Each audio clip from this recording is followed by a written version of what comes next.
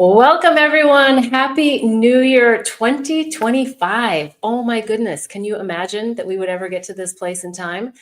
I had a spectacular holiday. Lots of beautiful things happened and spent some time with family, which, I always say, if you want to know how enlightened you really are, spend some time back with your birth family, and you'll get exposed to all the programs and all the things and all the triggers. And so I have to say that it was actually a really beautiful holiday, and I'm so grateful for that. I know for a lot of people that that's not the case, and there's a lot of strife that happens in families and lots of drama. And so I'm curious where your heart is.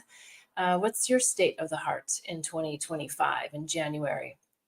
How are you feeling? And if you had to describe what color your heart would be, what color is it? Is it orange? Is it pink? Is it red hot? Is it on fire? Is it blue? Is it black? Is it blocked? There's lots of different stages of the heart that we go through. And so here on the show, that's what we do. We're all about healing heartbreak back to wholeness. Why not be in bliss, right? But we know that relationships cause a lot of struggle, a lot of suffering. And at the end of the day, we also know that a big part of that is the mind. So we're going to unravel the mind today. We're going to go through some questions. And if you're watching it live, thank you for tuning in. Ask questions. You'll always be in queue first. If you're watching live, put them in the comments. And if you happen to be watching this on replay, you can also put them in the comments, or you can go over to bethbell.me/question and enter your question there. And I've also added something new. So if you're interested in having a little bit more privacy and a little bit more dialogue, I'm opening up 30-minute sessions so that you can do it off the show, off the air. But I always love having you here, because what I find is that each week, when you ask your question, so many other people end up saying to me, "Oh my gosh, I thought that question was like for me." And so I know that there's a lot of themes that are happening when it comes to love and heartbreak and all the things that we're dealing with in relationships. So please don't ever hesitate to write here live on the show. And I'm always happy to answer and to bring through some insights for you. All right. Every Sunday, 11 a.m. Pacific time. Okay. Let's jump in here. I want to get right to one of the questions that came in. Actually, one of the last questions that I saw come in, but I put it up front because I think it's so apropos for everyone right now. And question number one: we're already a few days into the new year, and I am falling behind on my enthusiasm for my New Year's resolutions. Any tips to keep them alive? Well, first of all, I would say stop setting New Year's resolutions. Okay, I know that might sound kind of crazy, but I think that New Year's resolutions, I don't even know the actual, Webster's dictionary definition of resolution, but the vibration of it is just so off, I think, from what we're trying to do.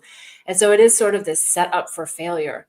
And a lot of people say, well, set intentions. And I think setting intentions is great. I think that starts to shift us into a different space vibrationally, to set an intention. Like, what's my intention for my life in the new year? But the most important part is to think about, how do I want to feel? And when we focus on the feeling of what we want, as opposed to an item or a thing or a house or a toy or a partner or whatever, which you can still visualize those things, but it's the emotion deep within that you want to evoke that is going to bring forward a vibrational match for that person, that place, that thing to come to you. And so I think a lot of times we get into our mind so much about thinking, like, what do we want to have happen in our life, or what do we want to receive in our life? And we kind of skip over that feeling part. Now, I know from my own personal experiences too, that I've done a lot of manifesting in my life. I've done a lot of, receiving, getting like incredible things that came to me.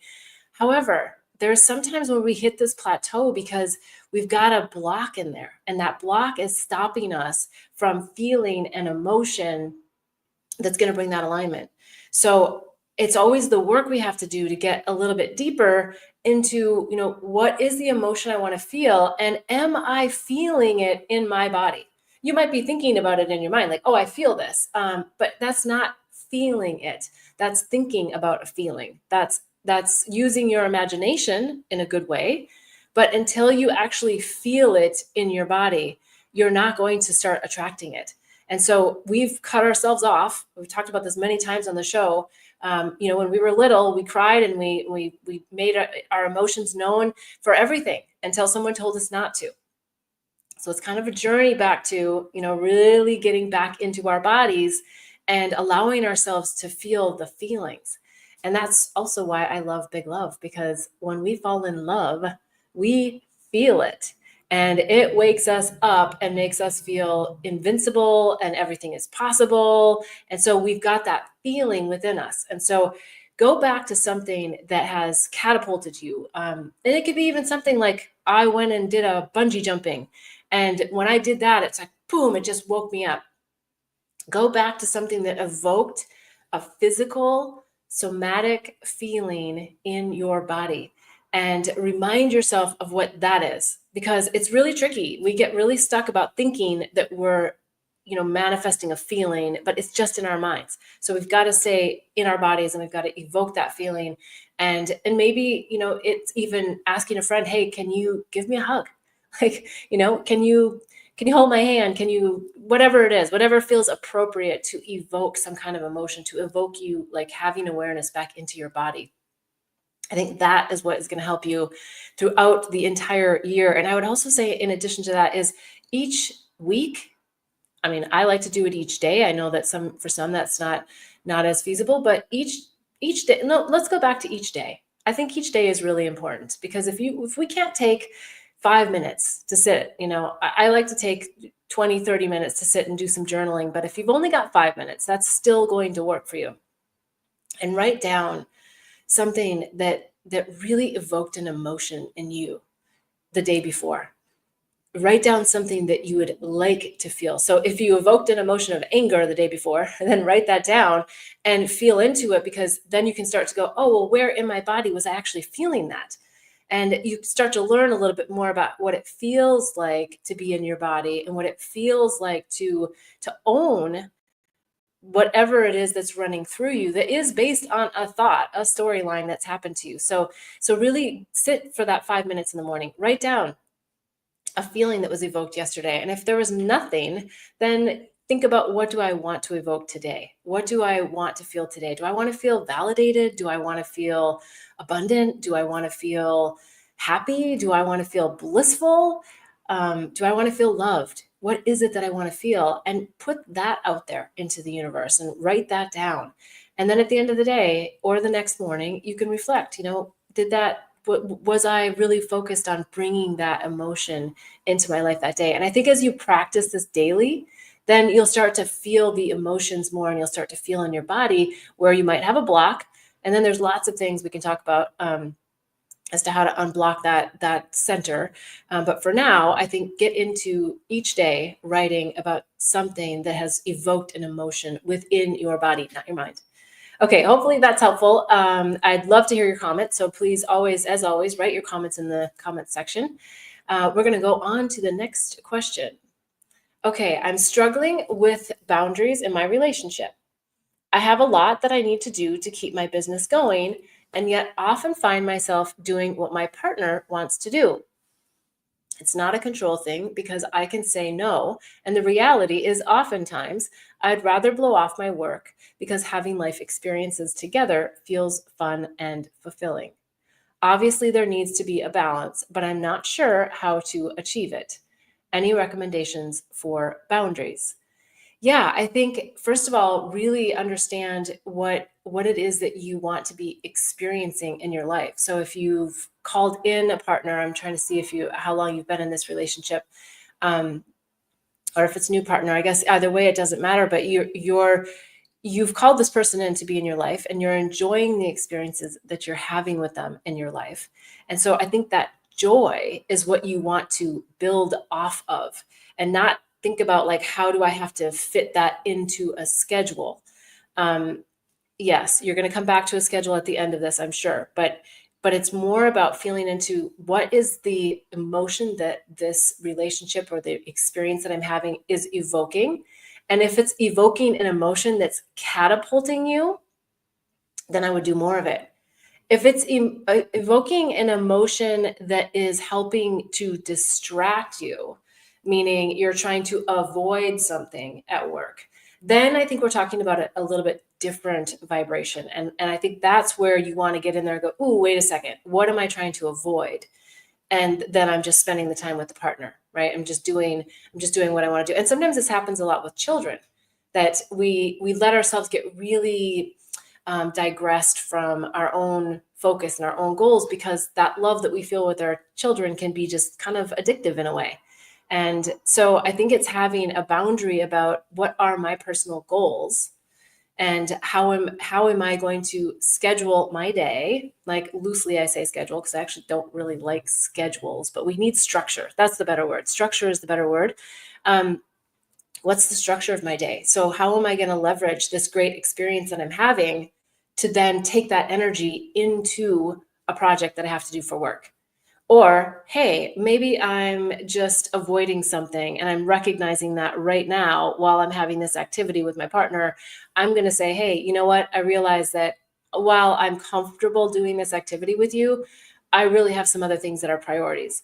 And what comes to me is, at the very beginning of the day, sit with your partner. I'm assuming you're living together. Sit with your partner and say, hey, what's really important for you to accomplish today? And what's really important for me to accomplish today? And make a little list. Don't make it so big and daunting that it can never happen. But put together, like, what are the top 3 things that I need to do today for me, for my business, for my well-being, and also have your partner do the same thing. And then you both know, okay, and you can sort of be that like fun accountability partner where you can say, hey, did you get that done today? Did you do your meditation, or did you get that project or that email written, or whatever it is that you need to get done for work? And of course, it depends upon how much time you have to allot to your work versus your relationship. And that's a balance that only you know. But I think if you get in there and you just really communicate with yourself and get that clarity and communicate the clarity to your partner, then you're going to find that more structure comes to the relationship that doesn't feel like a schedule. Like, oh, between 3 and 4, we're going to have tea together, whatever it is. Like, no, it doesn't have to be that's scheduled. I like that the structure kind of starts to fall into place. And then I think you'll start to balance each other and be like, yeah, well, hey, maybe, this morning time is the best time for us to get some work stuff done. And then the afternoon time is for play, or the evening is for play. So I think just have those communication points so that you can have your boundaries, but also have communicated them to your partner. So you're not just trying to enforce them on yourself, that you're saying, hey, I need you to help me keep my own boundaries because I want to accomplish all of my work stuff and I want to spend this beautiful time with you. So I think that'll be really helpful for you. All right, let's go on to the next question. We've got a couple coming in from the live audience. Okay. How to really forgive and heal from the father wound. He's still alive and very disapproving of my life, even though my life is beautiful. How do I protect myself? Anchor into the beauty of your life first and foremost. And I know you're doing that because you've said it and you've stated it, but really anchor in to why you are living your life the way you're living it, because you're doing it with great intention. And there's a disconnect between what your father thinks you should be doing, it feels, and what you are doing, and or that you are actually doing something that he wished he could have done. Maybe not in the exact same way, not with the exact same activities, but maybe he sees more happiness in you. Maybe he sees more freedom in you that he didn't have. And while we like to think that our parents aren't the jealous type, and I'm not trying to label him as jealous, I'm just saying, I just flow with what comes to me intuitively. So, yeah, let's just see where this heads. And maybe there is jealousy there. Maybe that really is the core of it. But there's some emotion, there's some rub there. And sometimes, and again, I'm not saying this is for you necessarily, but there is a resentment that a parent may have when a child comes in onto planet Earth. And it has nothing to do with you specifically. It has to do with what was going on in their life at that point in time. Something that they feel got taken away from them, something that they feel they got forced into, something that they feel was, just wrong. And that they kind of are holding this victim card for this, and they're projecting that onto you. And because you're so sensitive in a good way, you're feeling all of that, and you're feeling that disconnect and that discord. And so I think that's why the first step is to really anchor in, why am I living my life the way that I'm living it? And if there is something that's vibrationally off, be honest with yourself. Like, okay, yes, I'm doing this, this, this, and this. And oh, there's that little sliver in there that I don't feel so good about. Maybe, and I don't want to say like he's right, but maybe he's reflecting something to you that is actually helpful. Maybe it's just something. I'm really stubborn. So I know what that feels like when someone reflects something to me and I'm like, no, and then I go, okay, let me just feel into it. And then I realize later, like, okay, that was actually something I did need to see about myself. So I think when we start to take away the emotion that these loved ones cause us, especially when they're our parents, because we were born into that family. These are people that we can't easily uncouple with, and oftentimes we don't want to, and nor should we. But we do want to just honor ourselves and our own feelings and not let their feelings ruffle our feathers. So I think the question was more about like, how can I heal this, right? Can you just How do I protect myself? How do I protect myself? I actually feel like the word protect isn't as vibrationally in alignment, because if you are protecting yourself, it means that you are allowing fear to be in your aura and so just work with me, because it's a very nuanced thing that I'm trying to say here. I get what you're saying, and yes, you should in a sense protect yourself, but I think what I'm really edging you towards is that it's not about like protection because you have a fear of needing to protect yourself, but an empowerment of being in who you really are. And so there's a difference vibrationally as to how you approach that. So it's not like, oh, I need to protect myself. It's like, no, I am empowered with who I am. And I am going to put my beautiful love and light out there. And what comes to me is, I guess, literally like as though you're just like, you're just putting that out there and deflecting, not as a shield, not in the sense like, oh, I have to like have this metal shield, but as like a real reflector. Like, I want to reflect my light to you. And I think what we find when we really do that, when we're really in our own power, is we allow them to see the light. Whether they want to accept it or not is their issue, because sometimes they're not ready. Sometimes that's blinding to them. Sometimes that's a challenge to them when they see someone else's light, when they see someone else's happiness. But if you just keep consistently putting that light out there and shining that, eventually they will start to back down. They will realize that they're no longer, getting in there with the little, pick. I don't know, I'm getting like the ice pick thing, right? Like poking you, making you respond. So it's all about really getting to that blissfully neutral state in our relationships, because stuff happens and we go, whoa, everything's so great. And then stuff happens and we go, whoa, everything's so crap. And it's always about like, how do we come back to that equilibrium? How do we come back to that blissfully neutral state where it's not that I don't care, it's just that I'm not triggered, and I'm not going to let your emotion evoke in me something that's not good for me either. Have the emotion. I think that's important. But just really feel into like, oh, okay, I'm having this emotion. I'm going to let it move through me. I'm going to express my truth. And that's it. And then it's like, okay, then we don't want to take the stories and let the stories keep going and going and going. All right. Is the person still on live with us? And is there a follow-up to that at all? Or am I hitting the question with the insights that feel resonant for you? Because if not, I'm happy to keep going on this. Are we still live with them? Maybe. Okay. So yeah, I would just, again, be really clear on who you are and why you're living the life that you're living. And that's also a really great challenge to have, because if you can live the life that you know you're led to lead, then you are breaking through a real intense societal construct, probably your familial construct, right? Your family, and from generations. So you're doing good work. So stay the course on this.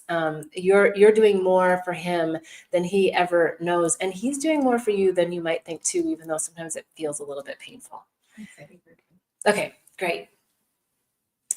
Okay, so the next question. I'm single and have been for what feels like forever. Is there anything specific you suggest that could help me get out of the funk? Yeah, I think being open to love means that you're opening your heart. And oftentimes, I think we don't realize how closed our heart is because we're sort of ingrained with this idea of like walking around with our heart closed, to protect ourselves in a sense, right? Like fear of, oh, someone's going to, approach me inappropriately, or I don't want to attract the person that's like crazy, or, I don't want to talk to the homeless person or whatever. And so there's all these ideas that we have about just wanting to be safe and not wanting to bring in energies that are not for our highest good. But what I would invite everyone to do is to think about how you can make appropriate eye contact. You can make appropriate smiles at someone. And why does this come in when we're talking about dating, and being single? Because I think that, oftentimes we're just shy about saying energetically, I'm single, because we don't want to be rejected. We put our love light out there, and, or we flirt with someone, and they give us the feeling that, wait, why are you flirting with me? It's like, then you feel the rejection. And so we're always trying to avoid this rejection thing. And I'm not saying go out and like inappropriately like approach people. Actually, something's coming to mind to share, an example that I was at Costco of all places, and a gentleman came up to me and gave me a bag for my chicken, and I was like, oh gosh, okay, thanks. I was talking on the phone, and then I realized, oh, okay, he was just trying to make a connection. And I was like, oh, that was really sweet. And I said, thank you, but I wasn't interested in having a conversation. And I moved on and I did my shopping. And then at the end, um, he happened to be right outside the door, and he's like, I'm not stalking you. And I just smiled, and he said, I don't even know what his question was, but he knew he was kind of doing the pickup line. And why am I saying all this? Because my immediate response was to be like, no, I'm not available, because I'm not available. And then I was like, I'm not putting my I'm available light out there. I'm putting my I see you as a human light out there. I see your bravery for coming up to me, and your bravery for giving me something and then asking me something later. I see that bravery. He was a really, really good guy. I could tell. So I think it's, if you're on the other end of it, I guess is what I'm saying, the person that's looking, just keep doing that. Like, I wanted to say to him, just keep asking people, just keep your heart open, because it was so, yeah, he was in such a great space, and I knew that it was uncomfortable for him. And I wanted to make it comfortable, but not give him any signals or signs that I was actually interested, because I wasn't. So I think when we can have those more friendly interactions with people and keep our heart open. So as a single person who feels like they've been single forever, maybe just feel into like, where have I missed some opportunities? Okay, wrong words. I don't want to say missed opportunities, because it's like there's no missed opportunities. Everything's about the now. Where can I right now be more open to smiling, to, there's a homeless guy down here. There's been a couple of them. And today I thought to myself, if I'm all about pollinating the planet with love, like, how can I do it more every day and every way? And I was like, I do smile at a lot of people, and I do say hi to a lot of people, but oftentimes I avoid the homeless because they shout things back at me, and I'm like, but today I looked right at him and I said, good morning. And he just like, it just lit him up, and he didn't do anything inappropriate, and he didn't come, and say things to me. So it's really the energy that we're putting out there to just love one another, really come together and love one another and help other people feel seen. You just never know what your eye contact may do what your acknowledgement may do, and really just allowing yourself to feel appropriately vulnerable when you want to make conversation with people in a grocery store. And I think that's the places and the spaces that we actually meet people that we want to date, because they're in the same, maybe the same aisle in the grocery store, or maybe they're in the same spiritual center, or maybe they're at the gym. So we already know we have something in common with these people. So find those places that you have, that you really love to go to and that you really like to do activities in, and be more open to starting conversation. It doesn't have to be a hit-on conversation. It's just like, start conversation. Notice their eyes, notice their shirt, notice something that you genuinely feel is noteworthy, and compliment them on that. And I think you're going to start to see that your energy is going to open more and more, and you're probably going to get more people approaching you at all places, even the gas station or the fuel station. So check that out and let me know. Come back online and write us a few comments and let us know what happens with that and opening your heart a little bit more. And if you have something specific that you want to talk about, feel free to go on bethbell.me. I've got lots of ways that we can work together and we can get to the heart of the matter as to why you may be closing your heart. Okay, let's keep going on. Do we have any other lives that want to come in? Okay. How important do you think self-love is, and how can we gauge its impact in relationships? Mine and my partner's. Well, I'm always going to say self-love is the only reason that you've actually come to planet Earth, is to experience your own love within you. We all have varying degrees of self-love and self-loathing. So I think the most important part here is to just recognize that it's all from the mind. And you say, oh, what do you mean by that? It's all from the stories that we're telling ourselves about why we shouldn't love ourselves. And so I think one of the ways to do this is to think about, well, what do I love about myself? And maybe in that morning meditation, that morning journaling, you also have one line every day that's something about yourself that you love. Because when you get to a place where your self-love is off the charts, then you can be with anyone and you share your love in a way that is incredibly cosmic, versus attracting other people based on wounds, because that's what we often do to help us get back to pure self-love. Is we have to see a reflection of our wounds in someone else, and then we bond on those wounds. And so you don't have to wait to be in relationship with someone until you're, oh, I'm all fixed up with my own self-love. No, because the way that we learn self-love is to heal our wounds in the relationships that we call forth, the people that we bring into our lives. So I wouldn't wait. I would make sure that I'm reflecting. If you're in a relationship right now, I'm just looking to see if there was some extra information there. But if you're in a relationship right now, definitely reflect on your comments and your interactions. And is this my shit or is this theirs? And is this me being hard on me, or is this really something that I need to address with them? So I think you'll start to see your own self-love blossom and grow as you work and navigate in relationships. So I don't think you have to go off and get it all perfect, because there's nothing about perfect when it comes to self-love. It's a journey, and there's always going to be things that come in that make us question ourselves, and that less than positive cheerleader that's on our shoulder. All right, let's jump into the next question. Okay, I've recently had a devastating heartbreak happen with a woman that I thought I was going to marry. We were even engaged, but the wheels just fell off. How can I get through this fast so I can be happy again? Some really key words here that I'm hearing you say is, how can I get through this fast? I would erase that. This might take you years. I don't want to disappoint you, but you want this to take as long as it needs to. I think many of us are familiar with rebound relationships, and it's never fun to be the one that's in the rebound that's just there helping someone else get over their heartbreak.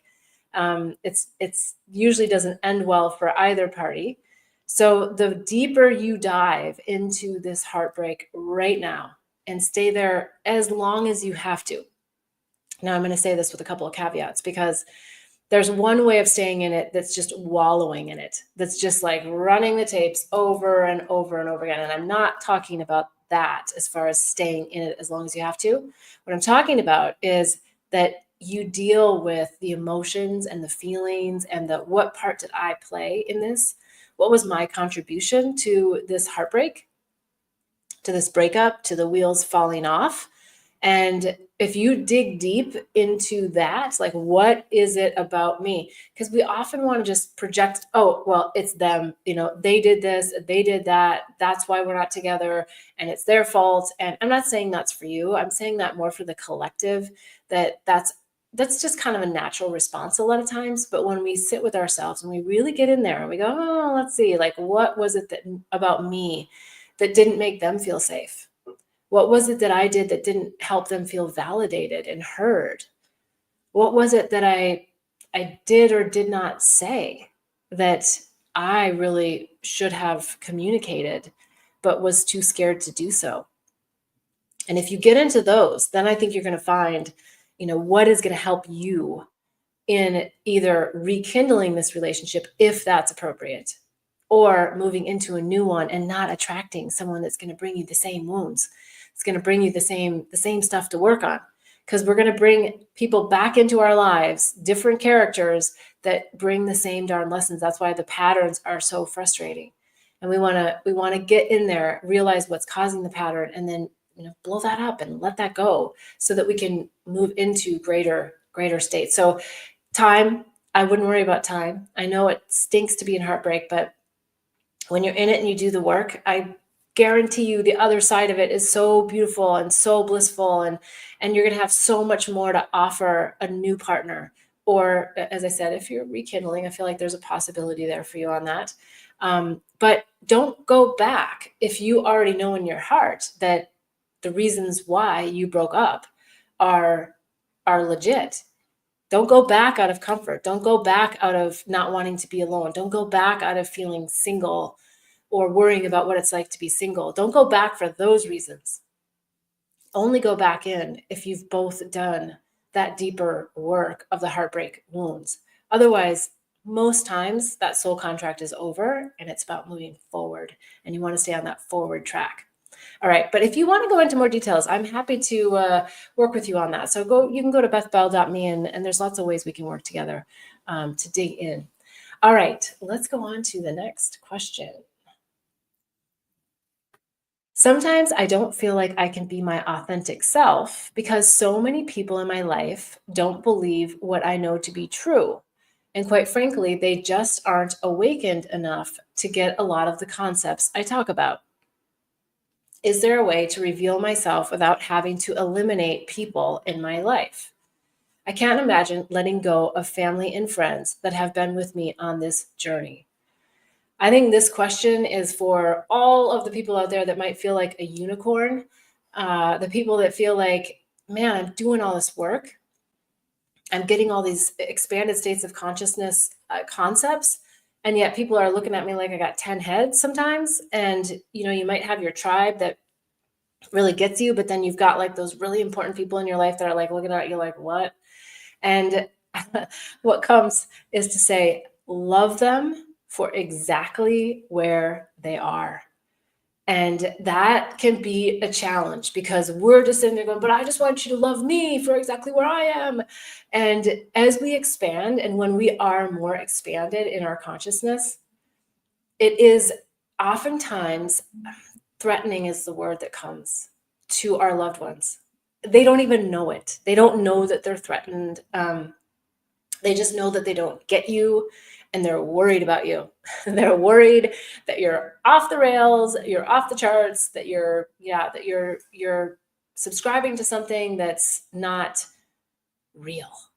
And the reality is you are subscribing to something that is not real in the sense that you understand the magic and you understand how energy works and you understand how the universe, at least elements of it. I'm not saying, that you're necessarily quite at the Buddha or the Yogananda state, but you're at that place where you're getting there and you're working towards that and you're really trying to break through the concepts. And a lot of people aren't breaking through the concepts, nor do they even have desire to break through the concepts. And that's where it gets challenging, because then all they want to do is come after you and say, you're crazy. And that's okay. That's where we do our work and we just go, ooh, thank you. And I'm going to love you for exactly where you are. And you just let it diffuse, let them say what they need to say to you. Let it impact you in the way that it impacts you, because it's certainly going to have some triggers, some hooks, some prodding and some probing, and just let yourself feel it and just be like, yes, and I know who I am. And wait, okay, there was a little trigger in there that I need to go back and dust off, because I'm not anchored in my own strength enough to not have that emotionally evoke something within me. So bless them for their reflection. Bless them for showing you, especially if it's family, where you've come from. Because I think if you start to look at it and go, wow, and again, I don't mean this like as a derogatory way of looking at it. If you look at where they are and where you are, the word that comes to mind to say is pride. Have the sense of pride within yourself that you have done the work, that you have ascended, that you have, and the reality is that all of these people here, they come to us all the time. They give us a hard time. And then they come to us because they realize that we have something that they haven't quite embodied yet. And that creates a lot of dissonance and a lot of discord in relationships. And so it's really up to you. If you feel like that person is pulling you down into here, then you might want to think about other strategies as to, I don't like the word strategy, but other ways to be in an energy that you aren't lowering yourself to them, that you're able to remain high. And it's also a great test. That's, I think, as we ascend and we ascend, then we are tested. Can we be here and just keep shining the light? Because that's what we do when we go out into the real world, is we, as whatever you want to call yourself, a light worker, way shower, someone who's enlightened, someone who's on the enlightenment path, someone who's awakened their inner wisdom. That's our job, is to go out into the world and to shine our light and to show the way for others. And so we have to be able to do it with the people that are closest to us. And it's good practice. So maybe if you think about it that way, the good practice part, you're going to start to see like, oh, okay, yeah, I'm proud of myself for where I'm at and what I've accomplished and how I am able to stand my ground and stand your ground in a very powerful way, not in a forceful way. All right. Okay, let's see. I think we're getting close to the end here. I've got several more questions, so let's keep moving along unless we have anything coming in live. Okay. Is solitude the only answer to unlocking the keys to self-discovery? Part of me thinks I should just become a monk and disconnect from all this chaotic third-dimensional crap. Well, this is a very thoughtful question. Is solitude the only answer to unlocking the keys to self-discovery?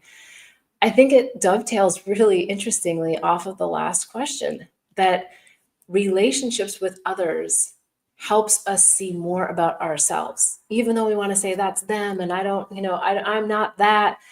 I think the times in our life when we feel really introreflective, go take the time, go to an ashram.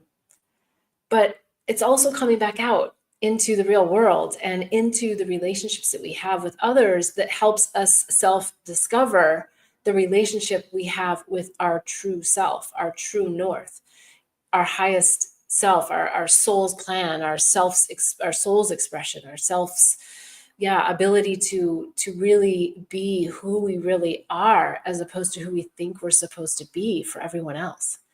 So solitude has its place, and I think it's super important.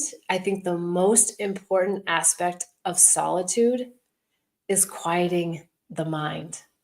If you can quiet your mind into solitude, in the moment of now and you've practiced that enough, that's bliss right there, right? So if you can be at the DMV, you can be out, who knows, standing in line somewhere else, waiting for food, and you can just come right into that present moment and not follow the narrative of the mind about how uncomfortable it is and how you don't want to wait in line or whatever is coming in.